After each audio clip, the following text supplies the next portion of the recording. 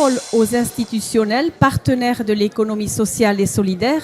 Alors, 2014, 2024, les 10 ans de ce forum, avec beaucoup de diversité, beaucoup d'acteurs intergénérationnels diversifiés et a priori une forte affluence, de ce que j'ai compris, beaucoup plus que les années précédentes.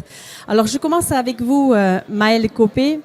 D'abord, je suis contente d'avoir une femme parmi des institutionnels, parce que c'est difficile d'avoir des dames qui acceptent de prendre le micro. Vous allez nous parler au nom du réseau des collectivités territoriales qui s'engagent dans l'ESS. 10 ans pour vous. Alors, 10 ans de forum, j'ai envie de dire déjà, c'est un moment toujours important pour le réseau des territoires qui s'engagent pour l'économie sociale et solidaire, parce que ce forum, il arrive à mobiliser toujours plus sur le plan local, sur le plan national, sur le plan européen et même au niveau international, puisqu'il y a, je me rappelle, il y a quelques années, nous avions signé avec des élus coréens, ici même, un partenariat assez opérationnel et productif. Donc pour nous, c'est un rendez-vous assez incontournable et assez exemplaire, notamment sur la manière dont il est co-construit, parce que la diversité en fait des ateliers et des rendez-vous, il est issu d'une co-construction, ça veut dire qu'il part de nos contributions. Et donc, de fait, il y en a pour tous les goûts, il y en a pour tous les âges, comme vous l'avez dit. La part des jeunesses aussi sur ce programme est intéressante. Donc, en fait, on s'y retrouve. Alain Rousset, président de finalement ce beau territoire de la Nouvelle-Aquitaine. J'imagine que vous êtes fier d'être président de ce territoire qui aide et qui soutient si fort l'économie sociale et solidaire. Fier, oui. D'abord parce que c'est un secteur extrêmement intéressant à analyser. Parce que mes souvenirs de maire de Pessac, où beaucoup d'initiatives ont été prises à l'époque, me donnent une certaine expérience. C'est un secteur passionnant parce que d'abord il y a une valeur humaine, bien entendu, un engagement de bénévoles qui me surprend toujours.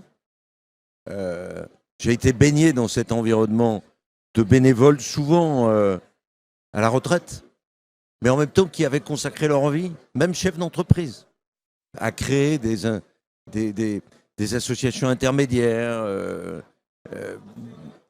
Donc, voilà, quelque chose qui est intéressant. Deuxièmement, c'est un secteur qui pèse beaucoup plus en Nouvelle-Aquitaine que dans d'autres régions sur et la production et le chiffre d'affaires et le nombre d'emplois. Et la part des femmes. Et la part des femmes. Oui. Et la part des femmes. Et donc, on est à, je crois, plus de 14 ou 15% ici en Nouvelle-Aquitaine d'actifs.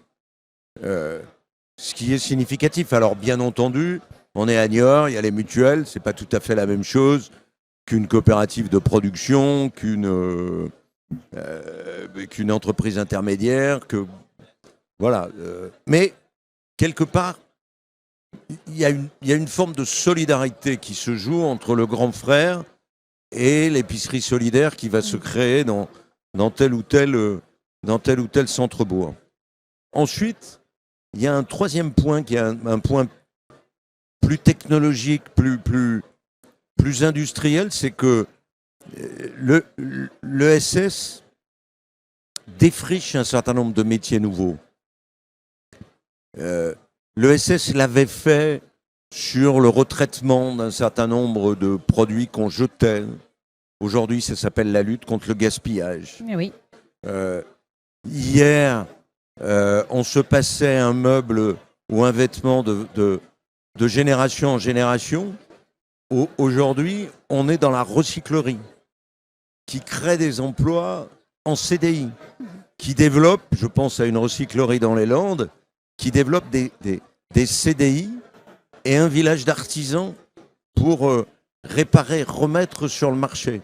Donc on est l'entreprise Envie qui va déconstruire les cellules photovoltaïques pour mettre certains panneaux en utilisation pour poursuivre leur vie et pour récupérer les métaux rares. Donc on est dans un modèle économique d'une utilité. Aujourd'hui, à l'heure du réchauffement climatique, de la volonté de souveraineté par rapport à la dépendance à la Chine notamment, qui est incroyable. Et avec un engagement des jeunes. On vous a vu tout à l'heure encore à l'écoute des initiatives et de l'engagement des jeunes. Ça, c'est une initiative de mes équipes de la région qui est de dire comment, avec le Conseil régional des jeunes, on peut créer, lever des fonds par le crowdfunding, enfin l'appel à l'épargne, et puis que la région double ses crédits pour pouvoir faire réussir un certain nombre de projets. Et les jeunes vont être au cœur du choix des dossiers qui vont être retenus. Mais ce qui m'importe surtout pour les jeunes aujourd'hui, c'est que je vois vieillir les équipes qui sont dans les associations de l'ESS, qui sont dans les structures de l'ESS, qui sont des bénévoles, qui se sont engagés après leur période de travail à la retraite. Par qui vont-ils être remplacés? On parle de la transmission en agriculture, de la transmission dans les entreprises. On a aussi un besoin de transmission dans le monde associatif. Et il est important d'avoir les jeunes, de les mobiliser pour leur dire ça vaut le coup d'être bénévole pendant 10 ans de ta vie. Christophe Janter, vous êtes en charge de l'économie sociale et solidaire à la Banque des Territoires. C'est quoi votre politique en faveur de l'ESS ? Alors, l'ESS, pour la Banque des Territoires, c'est une des 3 priorités stratégiques du groupe Caisse des Dépôts, puisque la cohésion sociale et territoriale fait partie des 3 priorités stratégiques du groupe Caisse des Dépôts. La Banque des Territoires fait partie du groupe Caisse des Dépôts. Et en fait, à la Banque des Territoires, on travaille beaucoup en partenariat. Finalement, on ne fait rien tout seul. Et l'exemple flagrant, c'est autour de cette table ronde. On travaille très bien avec le RTES. On a signé une convention de partenariat avec le Conseil régional, une convention de partenariat triennale. Et l'ESS, ça fait 40 ans qu'on l'accompagne au niveau de la Banque des Territoires.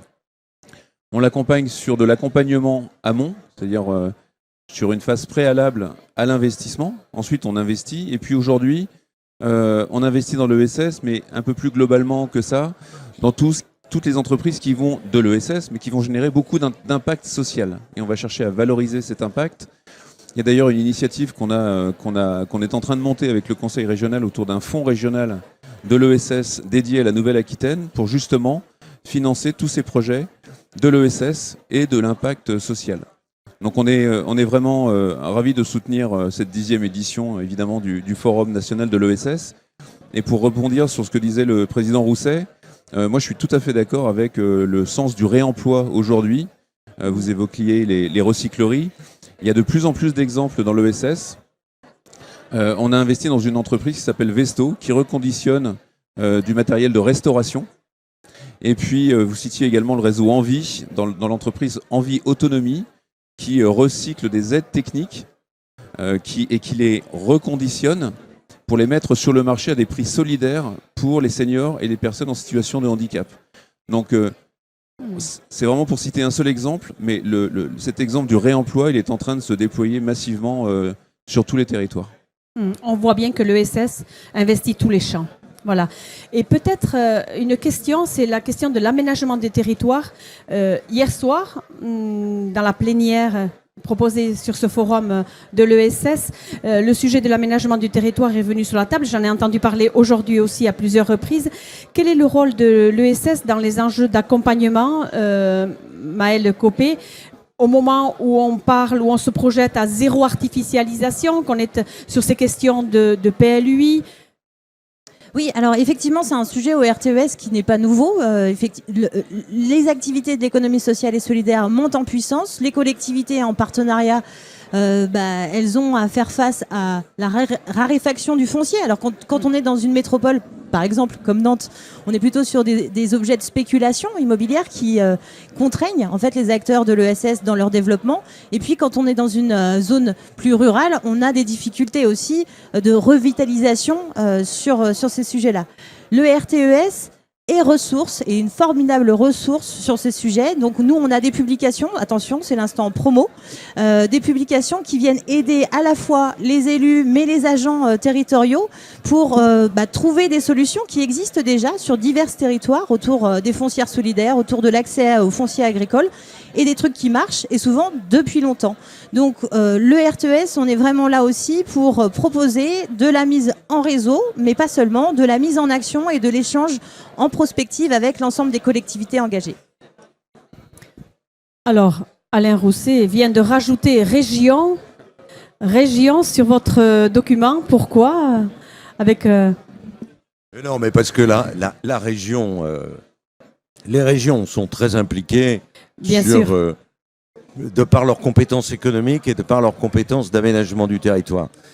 Mais moi, ce qui m'intéresse aussi, étant baigné dans ce monde-là aussi, dans le monde de l'entreprise classique aussi.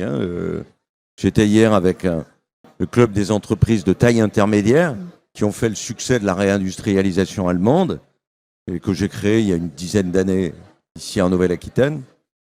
Là, je crois que la réflexion qu'on doit avoir, c'est quelle piste proposer nouvelle à l'ESS. Il y en a une qui est inscrite dans ce flyer. C'est l'organisation de l'accompagnement des personnes âgées à domicile. Vous avez deux systèmes, voire même, vous avez vu le scandale d'Orpea, le scandale des EHPAD. Lorsque j'étais maire, sur cet accompagnement, les dirigeants de structures associatives importantes étaient venus me dire « Attention, si ce n'est pas associatif ou public, tout ça va être repris dans des réseaux privés de grandes entreprises qui vont chercher à faire de l'argent. Or, on ne fait pas de l'argent sur la vieillesse. On l'a vu avec Orpea. D'accord ? Donc, moi, la question que je me pose, entre le monde de l'ESS, le monde, j'évoque ça devant le représentant de la Caisse des dépôts, devant vous-même, est-ce que nous, on est en train de réfléchir à tout cela, ces personnes qui ont un morcellement du temps de travail, qui sont maltraités globalement, font 1 heure chez une personne âgée, 1 heure chez l'autre, qui doivent se déplacer en campagne 20 km. Enfin, lorsque ma vieille mère était en vie, je les ai vus venir et les accompagner. Pourquoi l'ESS ne s'intéresserait-elle pas à ce secteur-là pour en garder sa valeur et la dignité des personnes? Vous voyez ce que je veux dire? C'est-à-dire, on a beaucoup travaillé sur la transition climatique, on a besoin de travailler sur le soin, le prendre soin. Et il y a des pistes là qui permettraient d'éviter que tout ça tombe dans une utilisation qui ne serait pas digne. J'ose vous poser la question. Alain Rousset, donc vous êtes président de ce conseil régional Nouvelle-Aquitaine depuis 5 mandats. Un 6e mandat avec comme cheval de bataille l'ESS autour de ces questions dont vous venez de parler. On sent que là, il y a vraiment des pistes de travail, des pistes de réflexion à long terme aussi. Mais je ne vais pas annoncer ce soir, même si je suis très heureux d'être parmi vous, si je me représente ou pas. Non, mais en tout cas, le cheval de bataille de l'ESS... C'est un des chevaux de bataille, bien entendu. Et la force, je crois, de la région, c'est la continuité. Parce que c'est un peu comme pour les entreprises. Vous savez, quand une entreprise développe une innovation, le temps qu'elle aille sur le marché, donc il y a un retour sur investissement, est long. Long. Donc, si vous changez de politique tous les 15 jours, c'est comme par rapport à l'hôpital. Mais ça ne marche pas. Ça ne marche pas. Les injonctions ne marchent pas. L'accompagnement marche. l'innovation marche. L'injonction, c'est prendre les Français, prendre nos concitoyens pour des gamins. Hein, Michel Rocard a écrit un document qui est incontournable, qui date de 1966. Il était inspecteur des finances, donc il ne pouvait pas s'exprimer. Il a signé sous le pseudonyme de Servet. Ça s'appelle décoloniser la province. C'est-à-dire prendre tout le monde pour des adultes responsables. Voilà. Donc, ça fait partie de cette démarche. Comment retrouver sa dignité par le travail? Comment explorer des pistes complètement nouvelles auxquelles on n'avait pas songé? Comment essayer d'avoir un modèle qui ne soit pas simplement marginal? Vous savez, on a une des plus belles entreprises de la région qui s'appelle 200 Gosses, qui est du côté d'Agen, au passage d'Agenais, qui a une structuration coopérative et qui est un des leaders français de l'alternative aux pesticides polluants. Un des leaders français. Donc le monde coopératif est un monde qui permet de développer des produits extraordinairement importants pour notre société, pour nos agriculteurs. Merci à tous d'avoir participé à cette table ronde.